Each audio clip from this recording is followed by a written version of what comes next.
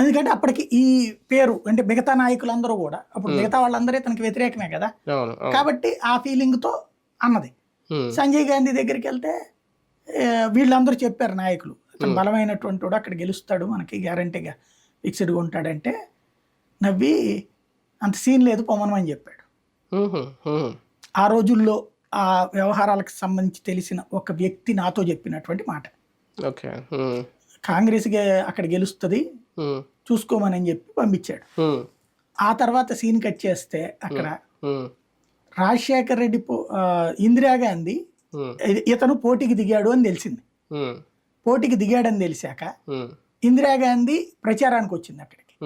అప్పుడు ఈ కాంగ్రెస్ విడిపోయిన టైం, ఆ తర్వాత జరిగిన గొడవల్లో కాంగ్రెస్ విడిపోయిన టైం ఉంది కదా, ఇందిరాగాంధీ ఇందిరా ఆ టైంలో ఇతను ఒరిజినల్ కాంగ్రెస్ లో ఉన్నాడు రాజశేఖర్.